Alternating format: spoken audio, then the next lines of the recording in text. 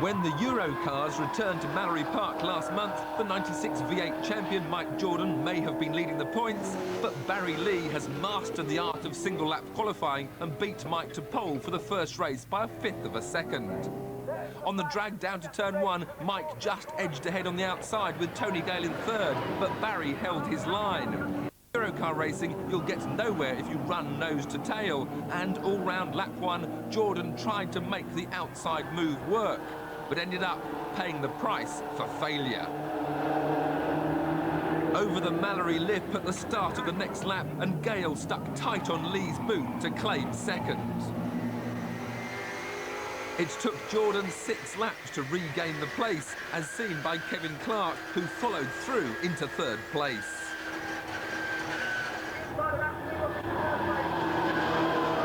In Lee's book, that's the way it should have finished. But going into the last lap, Mike caught him napping and grabbed the lead down the inside for his 4th win of the year. Lee recovered to finish second with Clark third. Jordan and Clark, in their regular numbers of 77 and 4, also compete in the new pickup series, along with the V8 pilot Pete Chambers in 5, who rolled at Mallory at the start of the season. Chambers started on the front row alongside Alan Fisher, but was soon passed by Ricky Hunn in 39, who'd won both the earlier races at Mallory. By lap 4, Hunn and Chambers had a healthy lead from the chasing pack of Graham White, Mark Skilton and Richard Bolton, running wide on the outside of Jordan into turn 1. Mike looked to be edging past on the exit of turn 2 until Richard put a wheel on the grass, speared right and sent him for a trip on the wild side. John Engledow hit the barrier trying to avoid the action, and he and Bolton were unable to restart, but Jordan amazingly emerged virtually unscathed. Take 2 saw the field line up in their race order before the accident, and Hunn stuck to his inside line to hold off Chambers for the lead.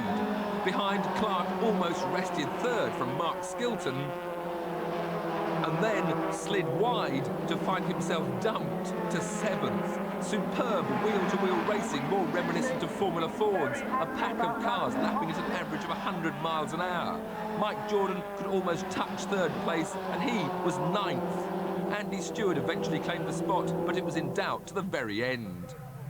The grid for the second race was the way they finished the first, but in the reverse order. So Paul Poulter in 74 was on the front row with Alan Fisher, and all the really quick men trying to get through from the back. Graham White in 13 made a bold move from the outside of row 2, but his luck wasn't in, and Poulter held the lead. 1 lap later, and Jeff Simpson hits the dirt, Hunn hits him, and half the field scatter in sympathy.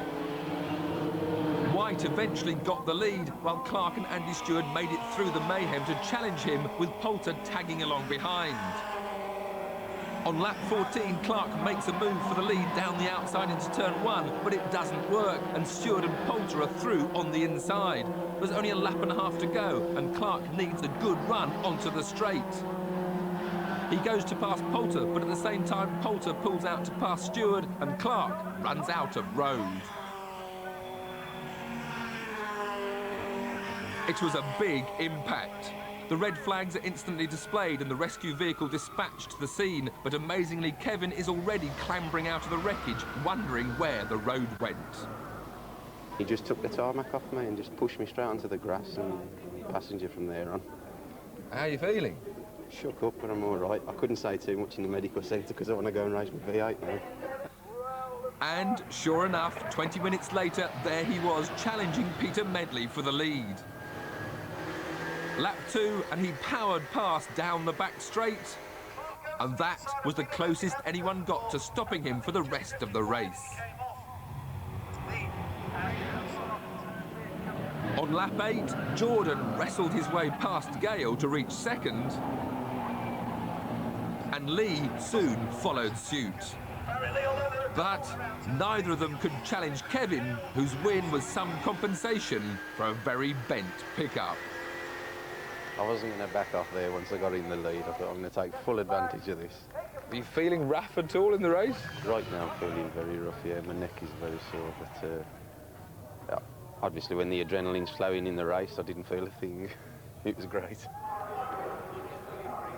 At Mallory, the V6 drivers lined up on the tarmac for the draw to decide their grid positions. And by chance, the top 3 in the championship all ended up in the same red group.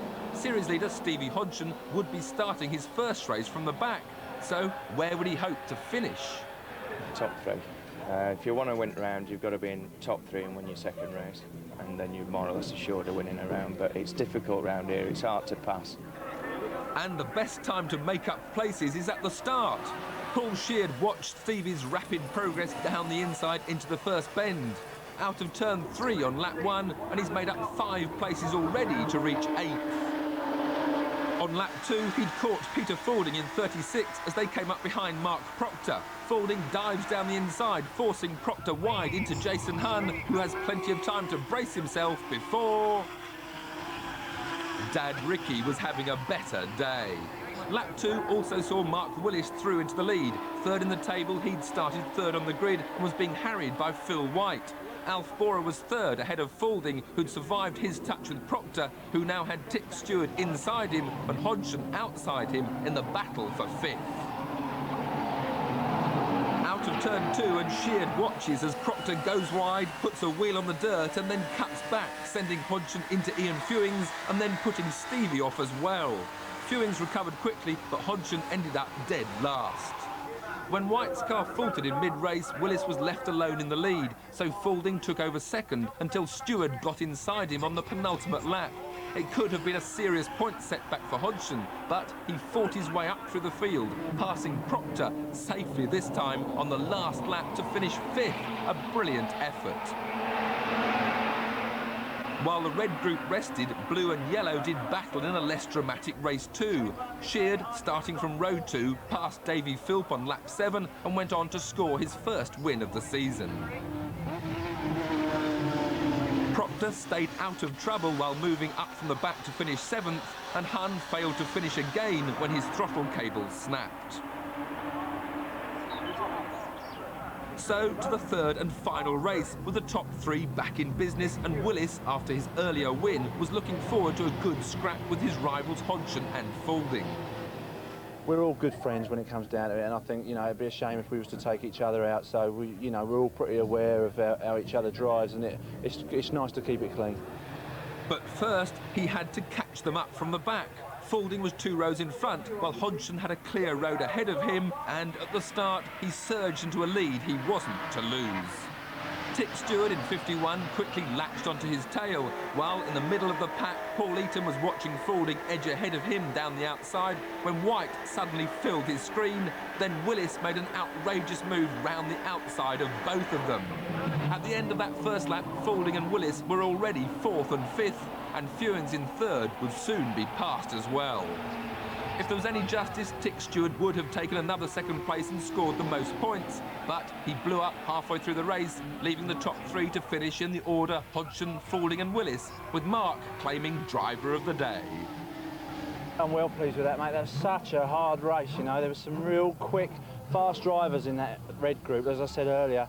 And it was just flat out every lap. You was on the case every lap. It was hardly lifting at all. You all had to stay together. It was like a big long train.